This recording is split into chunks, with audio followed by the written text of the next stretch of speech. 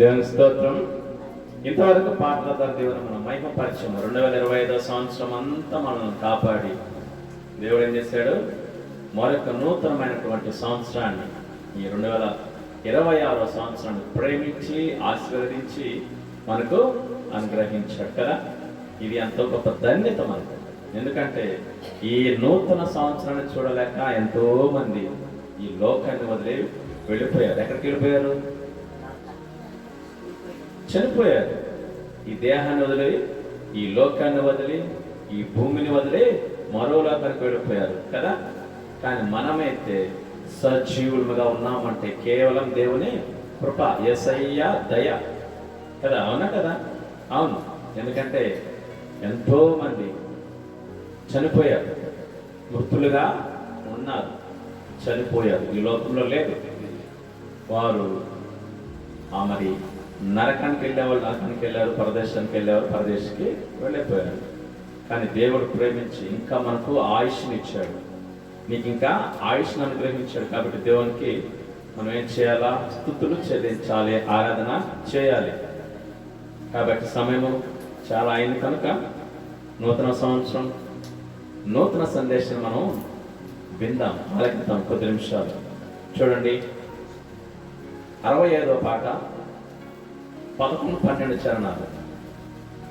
Bible గ్రంథం తీసి చదవండి. రిఫరెన్స్ చెప్పాను. 65వ పాట 11-12 చరణాలు. అర్థం కాలేదా? 65 పాట అంటే కీర్తన.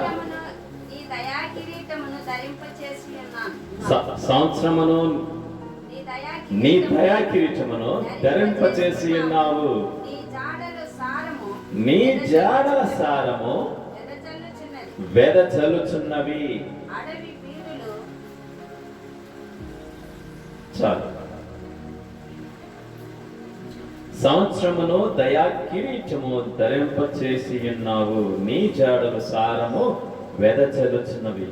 చూడండి, దేవుడు చక్కటి మాట మన కొరకు ఇక్కడ రాసి ఉంచాడు. ఏంటంట? సంవత్సరమును దయాకిరీటంగా మనకు అనుగ్రహిస్తూ వస్తున్నాడు కదా.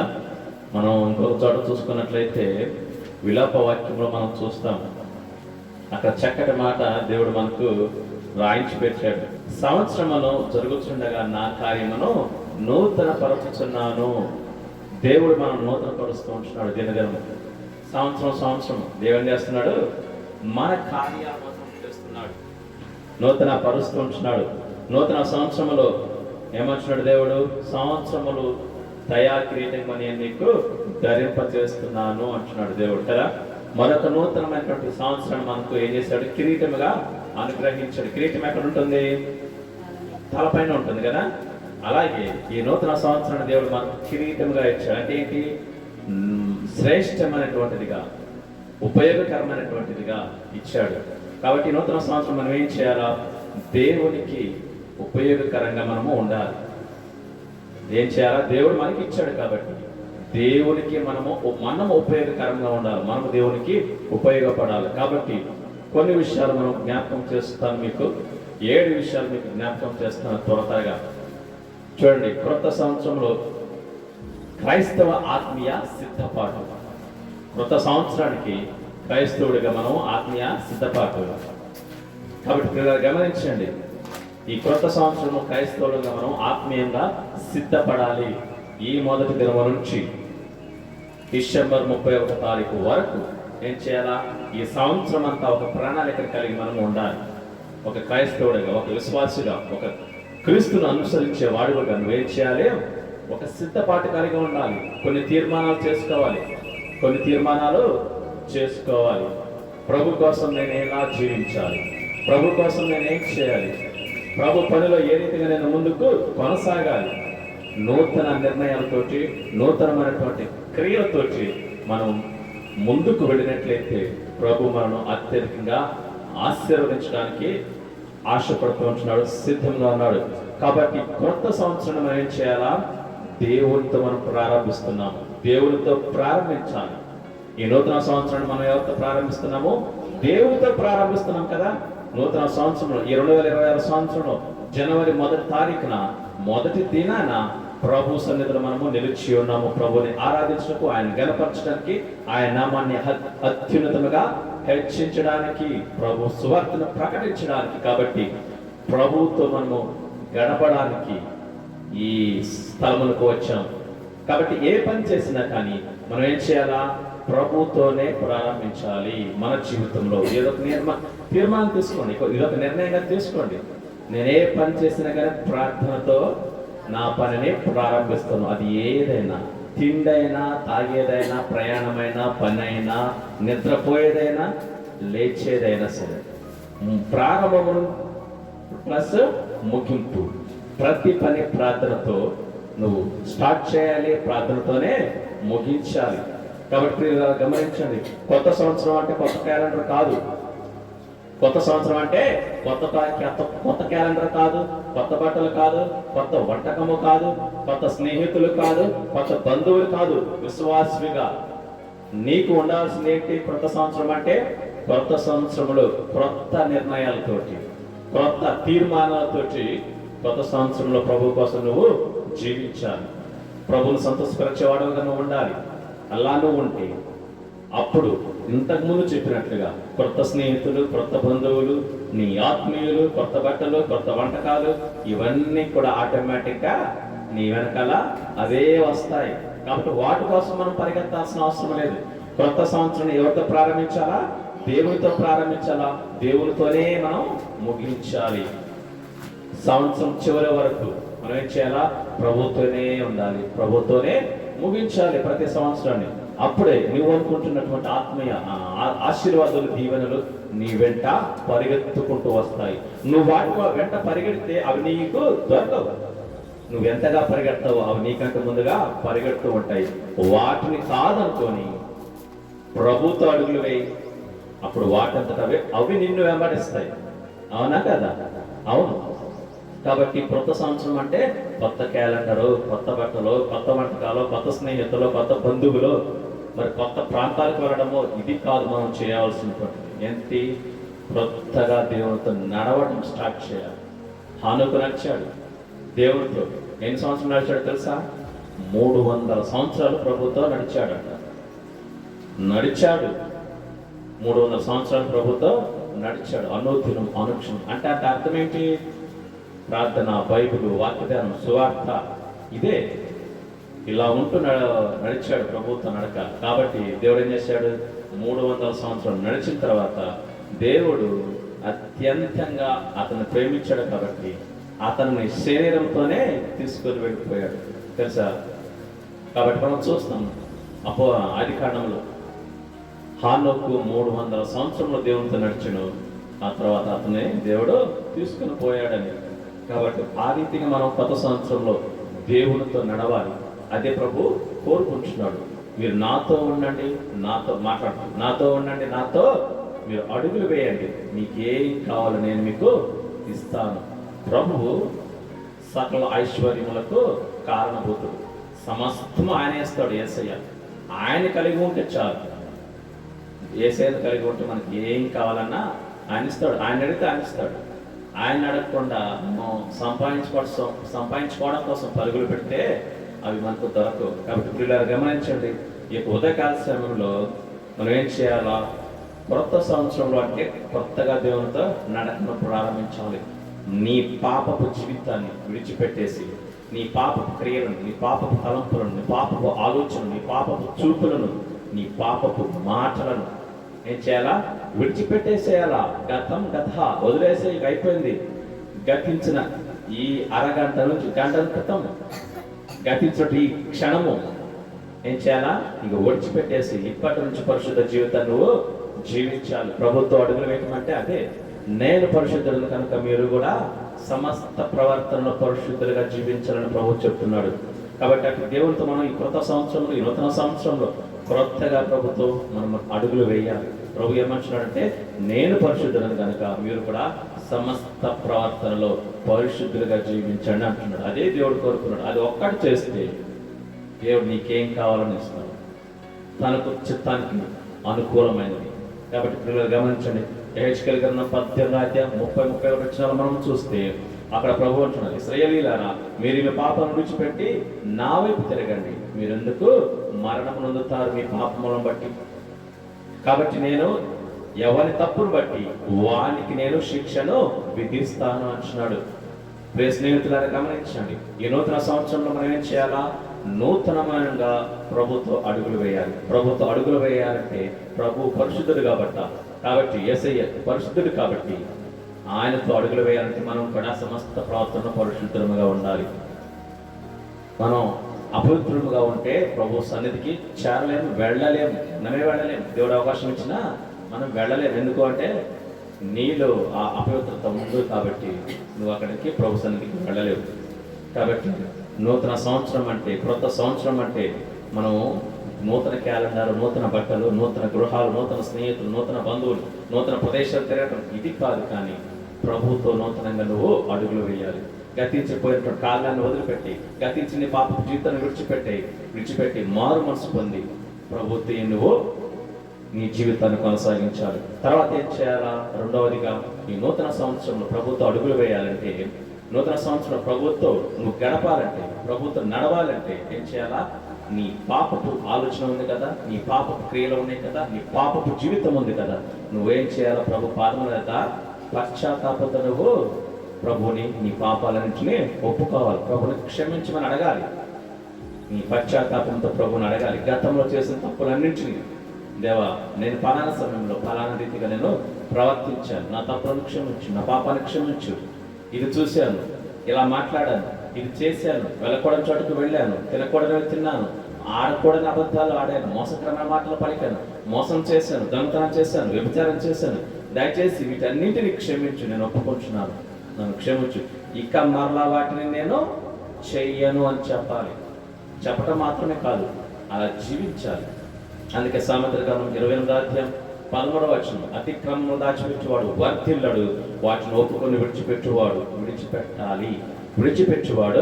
కనికరం పొందును. కాబట్టి స్నేహితులారా గమనించండి, ఈ ఉదయకాల సమయంలో ఈ నూతన సంవత్సరంలో నూతనంగా ప్రభుత్వం మనం అడుగులు వేస్తున్నాము అంటే, నూతనంగా అడుగులు వేయడానికి ఎవరైతే ఇష్టపడుతున్నారో వారు ఏం చేయాలా? పాపపు జీవితాన్ని విడిచిపెట్టాలి పూర్తిగా. మరలా ఒప్పుకున్న తర్వాత మరలా అది ఆ జీవితం నీలో ఉండకూడదు. ఉంటే ప్రభుత్వం అడుగులు వేయలేవు, ప్రభుకు వ్యతిరేకంగా ఉంటావు, ప్రభుకు విరోధంగా ఉంటావు, నీ ఇష్టాన్ని జరిగిస్తావు, ఇష్టానుసారంగా ఈ లోకంలో తిరుగుతావు, సుఖిస్తావు, ఎంజాయ్ చేస్తావు. తీరా ఏం జరుగుతుంది? నీ ఇష్టానుసారమైన జీవితానికి ప్రతిఫలం ఏంటి? నరకమే. నరకంలో భయంకరమైనటువంటి శిక్షలు అనుభవించాలి. యుగాలు ఎప్పటికీ నరకంలో ఉండాలా. ప్రభుకు ఇష్టంగా లేకపోతే, ప్రభుత్వ నువ్వు అడుగులు వేయకపోతే, నీ జీవితాన్ని మార్చుకోకపోతే, మార్చబడిన వాడవగా, పరిశుద్ధపరచబడిన వాడవగా ప్రభుతో ఈ నూతన సంవత్సరంలో నువ్వు అడుగులు వేయకపోతే నిత్య నరకంలో నువ్వు శిక్షను అనుభవించాలి. జ్ఞాపకం చేసుకో, మానవ జీవితం అంటే మన ఇష్టానుసారంగా జీవించేది కాదు. మనకంటూ దేవుడు ఉన్నాడు, మనకంటూ ఒక శక్తిమంతుడు ఉన్నాడు, సృష్టికర్త అనేవాడు ఉన్నాడు. ఆయన చిత్తం ఏంటి, ఆయన ఉద్దేశం ఏంటి, ఆయన ఏం చెప్తున్నాడు, అది గమనించి ఆ రీతిగా మనము జీవించాలి. గతంలో చేసిన తప్పులను, పాపాలను, మోసాలను అన్నిటిని ఏం చేయాలా? మనం ఒప్పుకొని విడిచిపెట్టాలి. అందుకే భక్తుడు దావీదు 51 కీర్తనలో ఎంతగా పశ్చాత్తాపడడం మనకు కనపడుతుంది. ఒకే ఒకసారి తప్పు చేశాడు, అది తెలిసిన తర్వాత, తెలుసుకున్న తర్వాత, అది గ్రహించిన తర్వాత కన్నీటితో ప్రభు పాదాలు పట్టుకున్నాడు. ఎంతగానో రోధించాడు, ఎంతగానో దుఃఖపడ్డాడు, ఎంతగానో పశ్చాత్తాపడ్డాడు. దేవా నన్ను క్షమించు, నేను తప్పు చేశాను, నేను పలానా తప్పు చేశాను, నన్ను క్షమించు, శుద్ధ హృదయాన్ని నాకు కలగచేయి. 51 కీర్తన మనం 10-12 చూస్తే మనకు అక్కడ రాస్తున్నాడు దావీదు భక్తుడు, దేవా నాలో శుద్ధ హృదయాన్ని కలగచేయి, నూతనమైన మనసు నాలో పుట్టించు, నీ పరిశుద్ధాత్మ నాకు మరలా దూరం చేయొద్దు. కాబట్టి స్నేహితులను గమనించండి, ఎవరైతే దేవుని వాక్యాన్ని వింటున్నారు, నువ్వు ఎక్కడ ఉన్నా, ఏ స్థితిలో ఉన్నా, ఏ పరిస్థితిలో ఉన్నా, నువ్వు ఎవరిపైనా సరే దేవునికి నీ జీవితాన్ని అప్పగించుకొని నీ యొక్క జీవితాన్ని మరలా నూతనమైనటువంటిగా నువ్వు మార్చుకోగలిగితే నిత్యము యుగాలు ప్రభుతో సంతోషంగా ఉంటావు. అక్కడ మాత్రమే కాదు, ఈ భూమి మీద నువ్వు ఎంతకాలం ఉంటావు అంతకాలం కూడా నీకు సమాధానం, శాంతి, ప్రశాంతత నీకు దేవుడు అనుగ్రహిస్తాడు. కాబట్టి పిల్లలు గమనించండి, చేసినటువంటి తప్పులను మనం ప్రభు సన్నిధిలో ఒప్పుకొని వాటిని విడిచిపెట్టాలి. మూడవదిగా చూస్తే విశ్వాసములో స్థిరత్వం. చాలా మంది విశ్వాసులుగా పిలువబడుతూ ఉంటారు, విశ్వాసులుగా చర్చిలకు వెళ్తూ ఉంటారు. మేము ప్రభు బిడ్డలము, ప్రభు పరిచయం చేస్తున్నాము, కూడికలకు వెళ్తున్నాము, మీటింగ్కి వెళ్తున్నాము, దేవ సేవ చేస్తున్నాము, స్వార్థ ప్రకటిస్తున్నాము అని అనుకుంటూ ఏం చేస్తారు? విశ్వాసములో స్థిరత్వం ఉండదు. అంటే అర్థం ఏంటి? లోకానుసారమైన జీవితము ఉంటుంది, ఆత్మానుసారమైన జీవితము ఉంటుంది. అంటే ఇటు చర్చికి వెళుతూ ఉంటారు, ఇటు లోకంలో కూడా ఉంటారు, లోక ప్రక్రియలు చేస్తూ ఉంటారు. వారు ఎలా ఉంటారంటే రెండు పడవల మీద కాళ్ళు వేసినట్లుగా ఉంటారు. రెండు పడవల మీద కాలు వేస్తే ఏమవుతుంది? మధ్యలో పడతాడు. ఆ పడవ అటు వెళ్ళిపోతుంది, ఈ పడవ ఇటు వెళ్ళిపోతుంది, మధ్యలో సముద్రంలో పడిపోతాడు. అప్పుడు ఎవరికి నష్టం? ఆడికే నష్టం. కాబట్టి రెండు వైపులు నువ్వు కాలు పెట్టద్దు. ఉంటే లోకంలో ఉండు, లేదా దేవునిలో కొనసాగు. అంతే తప్ప నువ్వు రెండు వైపులు వెచ్చగానైనా ఉండు, చల్లగానైనా ఉండు. ప్రకటన గ్రంథం 3వ అధ్యాయం. అర్థమవుతుందా? ఉంటే లోకంలోనే ఉండు, నీ ఇష్టాన్ని జరిగించుకో, నీ ఇష్టాన్ని నెరవేర్చుకో, నీ కోరికలు తీర్చుకో, నరకానికి వెళ్ళిపోతావు, ఇబ్బంది లేదు. కానీ ఇటు నామకంత క్రైస్తవుడుగా, నేను విశ్వాసిని, నేను క్రైస్తవుడు, నేను చర్చికి వెళ్తున్నాను పేరు పెట్టుకొని, యేసయ్య పేరు పెట్టుకొని, దేవుని పేరు పెట్టుకొని దొంగగా బ్రతికావంటే, వేషధారిగా బ్రతికావంటే దేవుడు ఏమంటున్నాడు తెలుసా? వేశ్యనైనా క్షమిస్తాను కానీ వేషధారిని క్షమించను. వేశ్య అంటే ఎవరు? మనకు తెలిసిందే కదా. తననైనా క్షమిస్తాను కానీ పశ్చాత్తాపడితే వేషధారిని నేను ఎట్టి పరిస్థితులు క్షమించను. ఏమంటున్నాడు? నా నోటి నుంచి ఉమ్ము వేస్తాను. ఈ భూమి మీద అనేకమైన శిక్షలు అనుభవించారు. ఎక్కడ చచ్చిపోయిన తర్వాత కాదు, ఈ భూమి మీద బతుకున్నప్పుడే దేవుడు తీర్పు తీరుస్తాడు. పాపం చేసిన ప్రతి ఒక్కరికి దేవుడు ఏం చేస్తాడు? శిక్షణ ఇస్తాడు ఈ భూమి మీద. అది అనుభవించాలా, ఈ శరీరం అనుభవించాలా. ఆ తర్వాత చనిపోయిన తర్వాత ఆ నిత్య నరకంలో కూడా మనము ఆత్మ ఎవరైతే దేవునికి వ్యతిరేకంగా జీవించారో వారు ఆ నిత్య నరకాన్ని, అనేకమైన శిక్షలు అనుభవించాలా. కాబట్టి పిల్లలు గమనించండి, మనకిచ్చిన జీవితాన్ని ప్రభుకి ఇష్టంగా జీవించాలి. విశ్వాసంలో స్థిరత్వం ఉండాలి. రక్షించబడిన తర్వాత, ప్రభు పాదముల చేరిన తర్వాత, పరిశుద్ధ జీవితాన్ని జీవించడం మొదలుపెట్టిన తర్వాత నీ ఇష్టాన్ని నెరవేరుస్తానంటే కుదరదు. దేవునికి ఇష్టాన్ని నెరవేర్చేవారు మనం ఉండాలి. ఈ నూతన సంవత్సరంలో తీర్మానం చేసుకో, ప్రభువా నేను విశ్వాసంలో నాకు స్థిరత్వం దయచేయి, నేను విశ్వాసంలో స్థిరత్వంగా ఉంటాను, నాకు సహాయం చేయి. పరిస్థితులు మారిపోతుంటాయి, స్థితిగతులు మారిపోతూ ఉంటాయి, సమస్యలు వస్తూ ఉంటాయి. అయినా సరే విశ్వాసం మాత్రం నువ్వు బెదరొద్దు, చెదరొద్దు, తొణకొద్దు. సమస్యలు వస్తాయి మనకు, కాబట్టి ఎవరికి వస్తాయి సమస్యలు? ఏ సమస్యన కావచ్చు, అది ఏదైనా కావచ్చు. కానీ విశ్వాసం కోల్పోయావా? చాలా జాగ్రత్త. ఒకసారి వెలిగించబడి పడిపోతే అతను వెలిగించడం అసాధ్యమని హెబ్రీ పత్రిక 6వ అధ్యాయం సెలవిస్తుంది దేవుని వాక్యం. ప్రియులు గమనించండి, మనము రక్షించబడిన తర్వాత, క్రీస్తు ప్రేమను రుచి చూచిన తర్వాత, క్రీస్తు సన్నిధిని అనుభవించిన తర్వాత విశ్వాసాన్ని కోల్పోయావా? చాలా జాగ్రత్త. దేవుడు ఊరుకోడు, దేవుడు ఊరుకునేవాడు కాదు. పరిస్థితులు మారుతుంటాయి, సమస్యలు వస్తుంటాయి, అనారోగ్య సమస్యలు వస్తాయి, ఆర్థిక ఇబ్బందులు వస్తాయి. అంత మాత్రం చేత దేవుడు నాకు ఏమీ చేయటం లేదని చెప్పేసి నువ్వు వెళ్ళిపోయావంటే నువ్వు మించినటువంటి దౌర్భాగ్యుడు, మూర్ఖుడు మరొకరు ఉండరు. ఎందుకంటే దేవుని ప్రేమను చూచిన తర్వాత, విశ్వాసాన్ని కొనసాగిన తర్వాత మరలా కనుక తిరగడం మంచిది కాదు. నాగటిపై చేయి వేసి కనుక తిరిగి చూచేవాడు నాకు పాత్రుడు కాడు. నాగటంటే ఏంటి? రక్షణల విషయంలో, విశ్వాసం విషయంలో నేను చెప్తున్నాను. విశ్వాస విషయంలో ఏం చేయాలా? మనం ప్రభు మీద మొదటిలో ఏ విశ్వాసాన్ని ఉంచామో అదే విశ్వాసాన్ని కడ వరకు కొనసాగించాలి. అంతే తప్ప కష్టం వచ్చిందనో, నష్టం వచ్చిందనో, నింద వచ్చిందనో, అవమానం వచ్చిందనో, లేకపోతే ప్రజలకు వచ్చారనో, అనవసరంగా నేనేం చెప్పకపోయినా నన్ను దూషించారనో, జైల్లో వేశారనో మనుషుల వైపు చూసి పడిపోయావా? నీకు శిక్ష తప్పదు. ఎందుకంటే దేవుని నువ్వు రుచి చూచావు. విశ్వాసంలో స్థిరత్వం ఉండాలి. అందుకే హెబ్రీ పత్రిక 12వ వచ్చిన ఇంత గొప్ప సాక్షి సమూహము మేఘము వారి మనల్ని ఆవరించి ఉన్నందున సులువుగా చిక్కులు పెట్టు పాపను విడిచిపెట్టి విశ్వాసముకు కర్తగా దాన్ని కొనసాగించేవాడనైన యేసు వైపు చూస్తూ మన ఎదుట ఉంచబడిన పరుగు పందెములో ఓపికతో పరిగెత్తుదాము. అర్థమవుతుందా? ఇంత గొప్ప సాక్షి సమూహం అంటే ఏంటి? మన ముందున్నారు మన పితరుడు, దేవుని దాసులు, అత సాక్షులు, ప్రభు పనిచేసిన వారు మన ముందున్నారు. లేరా? ఎంతమంది లేరు? వారిని చూసుకుంటూ వెళ్దాం. వారు ప్రభు కోసం ఏ రీతిగా జీవించారు అలా మనం జీవించుదాం.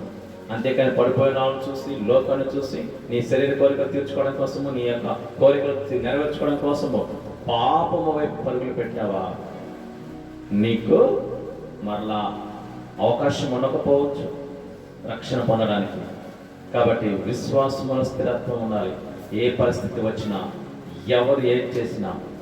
మణిపూర్లో మనం చూసాం కదా, గత 2 సంవత్సరాల క్రితం ఏం జరిగింది? ఎంత వధ జరిగింది, ఎంత దుర్మార్గ పనులు చేశారు. ఊళ్ళకు ఊళ్ళే ఏం చేశారు? క్రైస్తవుల్ని చంపేశారు, కొట్టారు, హింసించారు కదా. అయినా కానీ వారు ఏం చేశారు? అడవుల్లో ప్రభువుని స్తుతించారు, ఆరాధించారు. చెట్ల కింద ఉన్నారు, ప్రభువుని మాత్రం ఎట్టి పరిస్థితుల్లో వదలలేదు. అలాంటి విశ్వాసం కావాలి. ఈ జీవితం ఈ భూమి మీద కొద్ది సంవత్సరాలే ఉంటుంది, అది గుర్తుపెట్టుకోండి బాగా. మనం బ్రతికేది ఈ భూమి మీద అతి కొద్ది సమయమే, కానీ చనిపోయిన తర్వాత ప్రభుతో యుగ యుగాలు సంతోషం గడుపుతుంది. అది కావాలా? అక్కడికి వెళ్ళడానికి మనం ఇక్కడ యాత్రికులముగా ఉన్నాము. కాబట్టి ఈ నూతన సంవత్సరంలో మీకున్న విశ్వాసాన్ని ఏం చేయాలి? రెట్టింపు చేసుకోవాలి. కానీ ఉన్న విశ్వాసాన్ని కోల్పోకూడదు. అల్ప విశ్వాసం మీలో ఉండకూడదు. అందుకే అపోస్తులు అన్నారు, ఏమన్నారు ప్రభుతో? అయ్యా యేసయ్యా, మా విశ్వాసాన్ని వృద్ధి పొందించు, అభివృద్ధి చెందించు, మా విశ్వాసాన్ని ఇంకా పెంచు, మీ విశ్వాసములు బలపడేలాగా సహాయం చేయమని అడిగారు. కాబట్టి స్నేహితులు గమనించండి, హెబ్రీ పత్రిక 11:6 విశ్వాసం లేకుండా ఎవడనో ప్రభువుని చూడలేడు. కాబట్టి మనకు విశ్వాసం ఉండాలి. నువ్వు ఏ విశ్వాసంతో రక్షణ పొందావో ఆ విశ్వాసాన్ని కడ వరకు కొనసాగించు. విశ్వాసాన్ని కాపాడుకుంటేనే తప్ప నువ్వు పరలోక రాజ్యానికి చేరలేవు. రక్షణ కాపాడుకోవాలి. అంతవరకు సాధించడం అర్థం ఏంటి? వీటిని మనం కాపాడుకోవాలి. నీకు ఇచ్చిన రక్షణ, నీకు ఇచ్చిన విశ్వాసాన్ని నువ్వు కాపాడుకోవాలి. ప్రియులా గమనించండి, మూడవదిగా విశ్వాసంలో మనం స్థిరంగా ఉండాలి. ఈ భూమి మీద మనం కన్ను మూసేంత వరకు విశ్వాసాన్ని కోల్పోకూడదు. తర్వాత వాక్యం మీద ఆధారపడి మనం జీవించాలి. 4వదిగా, మొత్తం 7 చెప్తానన్నాను. 4వదిగా ఏం చేయాలా? వాక్యం పైన ఆధారపడి జీవించాలి. ఇవి కలిగి ఉంటే, ఈ రక్షణ కలిగి ఉంటే ఆటోమేటిక్గా నీ శత్రువు అయినటువంటి ఎవరు? అపవాది నిన్నేమీ చెయ్యలేడు. అపవాది మనకంటే బలవంతుడే. కానీ ఈ లక్షణాలు నువ్వు కలిగి ఉంటే, ప్రభుత్వం నువ్వు అడుగులు వేస్తే, ప్రభుత్వం నువ్వు నడుస్తూ ఉంటే అపవాది నేనేమీ చేయలేడు. విశ్వాసంలో స్థిరంగా ఉంటే, వాక్యం పైన నువ్వు ఆధారపడి జీవిస్తే, వాక్యం నీ హృదయంలో ఉంటే, పశ్చాత్తాపం చెంది నీ పాపాలు ఒప్పుకొని పరిశుద్ధుడిగా నువ్వు ఉంటే అపవాది నేనేమీ చెయ్యలేడు. పరిశుద్ధులంటే అపవాదికి భయం. పరిశుద్ధుల చోట అపవాది ఉండలేడు. కాబట్టి పిల్లలు గమనించండి, 4వదిగా వాక్యం మీద మనం ఆధారపడి జీవించాలి. మన జ్ఞానం మీద కాదు, మన శక్తి మీద కాదు, మన బలం మీద కాదు, మన బుద్ధి మీద కాదు. దేని మీద ఆధారపడాలా? దేవుని వాక్యం మీద మనం ఆధారపడి జీవించాలి. మన ఆలోచనలకు కాదు, కానీ దేవుని వాక్యానికి మనం విలువిస్తే మనం ఏ నిర్ణయం తీసుకోవాలన్నా దేవుడు మనకు సహాయం చేస్తాడు. అందుకే దేవుడు అన్నాడు కదా, నువ్వు నడవలసిన మార్గాన్ని నేను నీకు బోధిస్తాను అన్నాడు. ఎప్పుడు? వాక్యం నీలో ఉన్నప్పుడు. మోషేకు తన మార్గాలను తెలియపరిచాడు దేవుడు. అంతేకాదు, వాక్యము 119 కీర్తన 11 యవనులు దేని చేత తమ నడతను శుద్ధి చేసుకుంటారు, నీ వాక్యం బట్టి దాన్ని జాగ్రత్తగా చూసుకుంటే కదా. యవనులు దేని చేత తమ నడతను శుద్ధి చేసుకుంటారు? వాక్యం చదవాలి, వాక్యం హృదయంలో ఉండాలి. అక్కడే అంటాడు మళ్ళా, నేను పాపం చేయకుండా ఉండాలంటే నీ వాక్యాన్ని నా హృదయంలో ఉంచుకొని ఉన్నాను. మనం పాపం చేయకుండా ఉండాలంటే ఏం ఉండాలి? మన హృదయంలో వాక్యం ఉండాలి. అర్థమవుతుందా? దేవుని వాక్యం మీద మనం ఆధారపడి జీవిస్తే దేవుడు నీ యొక్క పనులన్నింటినీ ఏం చేస్తాడు? సఫలం చేస్తాడు. వాక్యం అంటే ఏంటి? దేవుడు కదా. యోహాను సువార్త 1:1 ఆదియందు వాక్యం ఉండెను, వాక్యం దేవుని యొద్ద ఉండెను, ఆ వాక్యమే దేవుడై ఉండెను. కాబట్టి వాక్యాన్ని మనం మన జీవితంలో ఉంచుకోవాలి. వాక్యానుసారంగా మనం జీవించాలి. వాక్యం మీద మనం ఆధారపడాలి. 5వదిగా కృతజ్ఞతతో ఈ నూతన సంవత్సరం మనం నడవాలి. కృతజ్ఞతతో ఈ నూతన సంవత్సరం మనం ప్రారంభించాలి. అవునా కదా? ఎందుకు కృతజ్ఞత? దేవుడిని రక్షించుకున్నందుకు ముఖ్యంగా మొదటి కృతజ్ఞత. అవునే కదా? నరకం నుంచి తప్పించాడు. అంతకు మించినటువంటి మేలు ఈ విశ్వంలో మరొకటి లేదు. కాబట్టి కృతజ్ఞత మనం ఎప్పటికీ కలిగి ఉండాలి ప్రభువు పట్ల.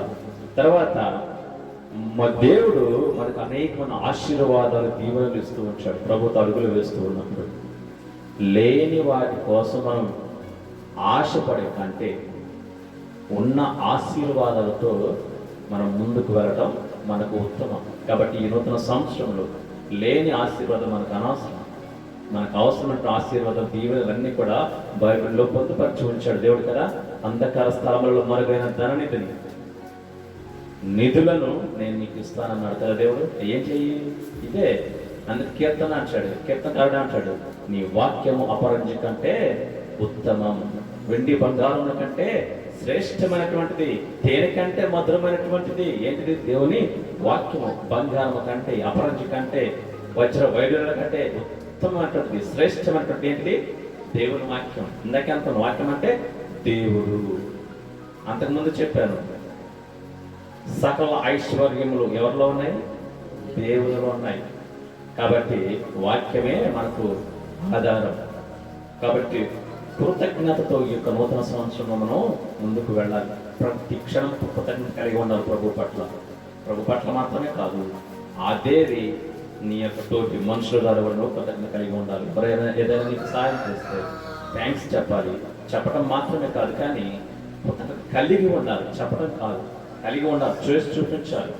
వారికి ఏదైనా సాయం చేస్తే నువ్వు తిరిగి ఏదో ఒక రోజు అతనికి అవసరమైనప్పుడు నువ్వు కూడా చేయాలి. పై మాటలు థ్యాంక్స్ అని చెప్పి వెళ్ళడం కాదు, కలిగి ఉండాలి. కలిగి ఉంటుంటే అర్థం ఏంటి? మాట చెప్పడమా? చేసి చూపించడం. కాబట్టి పిల్లలు గమనించండి. 5వదిగా కృతజ్ఞతతో మనం ఈ నూతన సంవత్సరంలో నడుచుకోవాలి. తర్వాత 6వదిగా సేవకు సిద్ధమైన హృదయం మనకు ఉండాలి. ఎవరికి ఇవన్నీ? విశ్వాసులకి. ప్రతి ఒక్కరు కలిగి ఉండాల్సిన లక్షణాలు ఏంటంటే, మనము 6వదిగా సేవకు సిద్ధమైన హృదయాన్ని కలిగి ఈ నూతన సంవత్సరం మనం ముందుకు వెళ్ళాలి ప్రభుత్వం. అర్థమవుతుందా? సేవకు సిద్ధమైన హృదయం నీకు ఉండాలి. సేవ చేసే మనసు, సేవ చేసే హృదయం, సేవ చేసే ఆ యొక్క ఏమంటారు ఇంట్రెస్ట్ నీకు ఉండాలి. దేవుని పని పట్ల, దేవుని పరిచయ పట్ల నీకు ఆశ ఉండాలి. లేకపోతే ఎక్కడైనా ఆశపడు.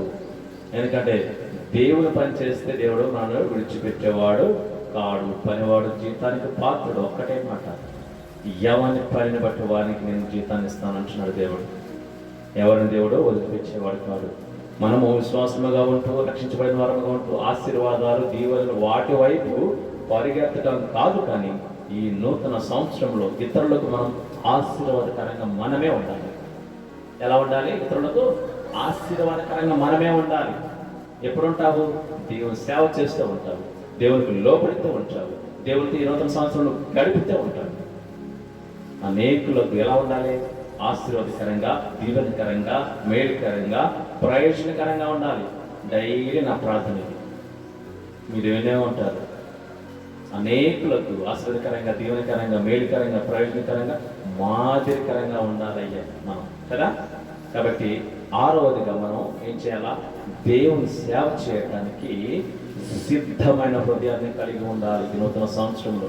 ఆ రీతిగా నూతనమైన తీర్మానం చేసుకొని ఈ సంవత్సరంలో మనం ముందుకు వెళ్ళాలి. ఇవన్నీ ఒక తీర్మానాన్ని పెట్టుకోండి. ఏ తీర్మానం లేదని అనుకోకూడదు. నువ్వు ఏ తీర్మానం తీసుకోకపోతే దేవుడు ఏం చేయడు. నువ్వు తీర్మానం చేసుకొని ప్రభు ఆ తీర్మానం కోసం రోజు ప్రార్థన చేయాలి. అర్థమవుతుంది. నువ్వు ఏ తీర్మానం తీసుకున్నావో, ఈ నూతన సంవత్సరం నూతన నిర్ణయాన్ని ఏమైతే తీసుకున్నావో దాన్ని బట్టి రోజు నువ్వు ప్రార్థన చేయాలి. అది చేయడానికే ప్రయత్నం చేయాలి. కాబట్టి పిల్లలు గమనించండి. 116వ కీర్తన భక్తుడు అంటాడు 16-17, యెహోవా నేను నీ సేవకుడను, నీ సేవకురాలి కుమారుడను, నీ సేవ చేయడానికి నేను ఆశపడుతున్నాను అంటాడు. కాబట్టి స్నేహితులు గమనించండి, మనం కూడా ఏం చేయాలి? నూతన సంవత్సరంలో నూతనమైన తీర్మానం చేసుకోండి. ఇదొక తీర్మానం చేసుకోండి. మీకు ఇష్టం ఉంటే ప్రభువా నేను సేవ చేసే సిద్ధమైన హృదయాన్ని నాకు ఇవ్వయ్యా. నీ సేవ చేయడానికి నేను ఆశపడుతున్నాను, కాబట్టి నీ సేవ చేయాలనే ఆశ నాకు ఉంది అని నువ్వు తీర్మానం చేసుకో. నేను ఈ సంవత్సరం నుంచి దేవుడి సేవ చేస్తాను అని తీర్మానం చేసుకో. దేవుడు నన్ను దీవిస్తాడు. తర్వాత చివరిగా 7వదిగా ఆశతో నిండిన భవిష్యత్తు. ఏంటది? ఆశ ఉండాలి భవిష్యత్తు మీద కదా. ప్రతి ఒక్కరూ ఆశపడతారు. ఏది? భవిష్యత్తు కాలంలో నేను ఫలానా రీతిగా బ్రతకాలి, నేను వచ్చే సంవత్సరానికి ఇది సంపాదించాలి, నేను వచ్చే సంవత్సరానికి నేను ఇది ఈ స్థితిలో ఉండాలి. ఉంటుందా ఉండదా ఆశ? ప్రతి ఒక్కరికి ఉంటుంది, ఉండాలి కూడా. అయితే మనకు మాత్రం లోకానుసారమైన ఆశలు కాదు, కానీ ఆత్మానుసారమైనటువంటి ఆశ కలిగి ఉండాలి. ఆత్మానుసారమైన ఆశను కలిగి ఉంటే దేవుడు ఏం చేస్తాడు? ఆశ గల ప్రాణాన్ని తృప్తిపరుస్తానంటున్నాడు. కాబట్టి నూతన సంవత్సరంలో ఆశతో నిండిన భవిష్యత్తు మనకు దేవుడు ఇవ్వాలని ఆ రీతిగా ముందుకు నడవాలి. నూతనమైనటువంటి సంవత్సరంలో మన భవిష్యత్తు మన చేతుల్లో లేదు. అర్థమవుతుందా? మన భవిష్యత్తు మన చేతుల్లో లేదు. భవిష్యత్తు అంతా ఎవరి చేతుల్లో ఉంది? దేవుని చేతుల్లోనే ఉంది. అందుకే దేవుడు అంటాడు అపొస్తలుల మొదటి అధ్యాయము 7వ వచనంలో, కాలములను సమయములను దేవుడు తన స్వాధీనమందు ఉంచుకొని ఉన్నాడు. ఎవరి భవిష్యత్తు అయినా సరే ఎవరు నిర్ణయించేది? దేవుడు నిర్ణయిస్తాడు. ఇంకొక అరగంటకి ఏం జరుగుతుంది, ఇంకొక నిమిషానికి ఏం జరుగుతుంది నాకు తెలియదు. భవిష్యత్ అంతా నిర్ణయించేది దేవుడు. అయితే నువ్వు దేవుడికి ఇష్టంగా జీవిస్తే, నువ్వు దేవుడికి మరి తన చిత్తాన్ని నువ్వు నెరవేరిస్తే, నీ భవిష్యత్తును మార్చుకునే శక్తి నీకు ఇచ్చాడు దేవుడు. తెలుసా? నువ్వు దేవుడికి ఇష్టంగా ఉంటే, పాపము లేకుండా పరిశుద్ధుడిగా ఉంటూ దేవుని చిత్తాన్ని నువ్వు నెరవేరుస్తూ ఉంటే, దేవా నా భవిష్యత్తు ఇలా ఉండాలి అని ఆశపడ్డావు అనుకో, నీ ఆశను తీరుస్తాడు దేవుడు. భవిష్యత్తు అంటే ఏంటి? ఎగ్జాంపుల్, నీకు జాబ్ రావాలి, అది భవిష్యత్తు కదా. ఇప్పుడు జాబ్ లేదు, భవిష్యత్తు మంచి జాబ్ రావాలి. దానికి నువ్వేం చేయాలా? కష్టపడి చదువుతూ, దేవునితో సహవాసం చేస్తూ, నేను చదివిన నాకు గుర్తుండేలా సహాయం చేయదేమా అంటే ప్రభుతో అడుగులు వేస్తూ, ప్రభుకి ఇష్టంగా జీవిస్తూ, నువ్వు చదివిన దాన్ని దేవుడు గుర్తుపెట్టుకునేలాగా జ్ఞానం ఇస్తాడు, జ్ఞాపక శక్తిని ఇస్తాడు, మంచి ఉద్యోగం దేవునికి ఇస్తాడు. భవిష్యత్తు మారిందా లేదా? ఎలా మారింది? ప్రభుతో అడుగులు వేస్తే. ఇటు వినాలి మాట్లాడుతూ, విశ్వాసమైన మనము ప్రభుతో అడుగులు వేస్తే, ప్రభుకి ఇష్టంగా జీవిస్తే, నీకు ఇష్టమైనది దేవుడు ఏం చేస్తాడు? నీకు ఇస్తాడు. అయితే ఒక డౌట్ మీకు రావచ్చు, మరి లోకంలో చాలా మంది వారి భవిష్యత్తు నెరవేర్చుకుంటున్నారు. ఎస్, నెరవేర్చుకుంటున్నారు, అది కూడా వాస్తవమే, నేను కాదనట్లేదు. అయితే లోకానికి సంబంధించిన లోకానుసారముగా, శరీరానుసారంగా అపవాది కూడా ఇవ్వగలడు. అపవాది కూడా ఇవ్వగలడు, ఇస్తాడు. యేసుక్రీస్తునే అన్నాడు కదా, ఈ సర్వలోక మహిమ నా చేతుల్లో ఉంది, నువ్వు నాకు మ్రొక్కితే వెంటనే నీ హస్తగతం చేస్తానన్నాడు కదా. కాబట్టి అపవాది కూడా ఇస్తాడు. తేడా మనం గమనించాలి. దేవుడి ఇచ్చింది అయితే నీకు యుగ యుగాలు ఉంటుంది, నీ తరతరాలు ఉంటుంది, నీ తదనంతరం ఉంటుంది. అపవాదించిన ఉంటుంది, కానీ ఫలితం ఏముంటుంది? చివరిగా నరకం అవుతుంది. అపవాదించింది అయితే, దేవుడి ఇచ్చిందైతే జీవానికి దారి తీస్తుంది. రండి రండి రండి, కూర్చోండి. కాబట్టి ఇప్పుడు గమనించండి, ప్రభువు ఏం చేస్తున్నాడు? మన భవిష్యత్తును మన ఆశ కొద్దిగా మార్చాలి అంటే మనం ఏం చేయాలా? ప్రభుకి ఇష్టంగా జీవించాలి. అందుకే యేసయ్య అంటున్నాడు ప్రకటన గ్రంథం 21:5వ వచనంలో, అల్ఫా నేనే, ఒమేగా నేనే. అంటే అర్థం ఏంటి? ఆది నేనే, అంతము నేనే. దేవునికి ఆది లేదు, అంతం లేదు. కానీ ఏమంటున్నాడు? ఆది నేనే, అంతం నేనే. అంటే సర్వయుగములలో వ్యాపించినవాడు, భూత వర్తమాన భవిష్యత్ కాలంలో ఉన్నవాడు మన దేవుడు. కాబట్టి ఎప్పటికీ ఉండేవాడు, ఎప్పటికీ ఉంచాడు, యుగ యుగాలు, సదాకాలం, సర్వకాలం ఉండేవాడు ఆయన ఒక్కడే. కాబట్టి మన భవిష్యత్తును ఆశతో మనం నింపుకోవాలన్నా ఈ నూతన సంవత్సరంలో ప్రభుకి ఇష్టంగా జీవిస్తే మన ఆశతో నిండిన భవిష్యత్తును దేవుడు ఏం చేస్తాడు? మనకు ఏమైతే ఆశపడుతున్నావో అది నీకు అనుగ్రహిస్తాడు. కాబట్టి ఈ నూతన సంవత్సరంలో నూతనమైన తీర్మానాలు చేసుకో. ఏమిటవి?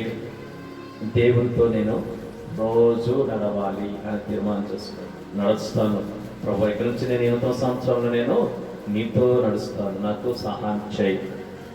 సహాయం చేయండి అని అడగండి. ఒకవేళ తప్పిపోయి ఉన్నావా ఈ సంవత్సరంలో, గత సంవత్సరం ఎప్పుడో కాదు, గతించిన క్షణము.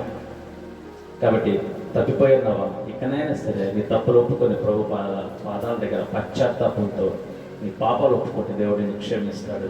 తర్వాత విశ్వాసంలో స్థిరత్వం. ఈ విశ్వాసంలో నేను స్థిరంగా ఉంటాను అని తీర్మానం చేసుకొని ప్రభువుకి ప్రార్థన చేయ రోజు నాకు సహాయం చేయండి దేవాని. సమస్యలు వస్తాయి, పరిస్థితులు మారిపోతాయి, అయినా సరే మనం తొందరగా వెనకొద్దు. తర్వాత వాక్యం పైన ఆధారపడి జీవించాలి. మన బుద్ధి మీద, మన బలం మీద, మన జ్ఞానం మీద, మన టాలెంట్ మీద, మన చదువు మీద, మన ఉద్యోగం మీద, మన యొక్క వ్యాపారం మీద, మన యొక్క ఆస్తిపాస్తుల మీద, వీటి మీద కాదు మనం ఆధారపడి బతకాల్సింది. మనుషుల మీద అసలే కాదు. ఎవరి మీద? వాక్యం మీద ఆధారపడి బతకాలి. వాక్యం అంటే దేవుడే.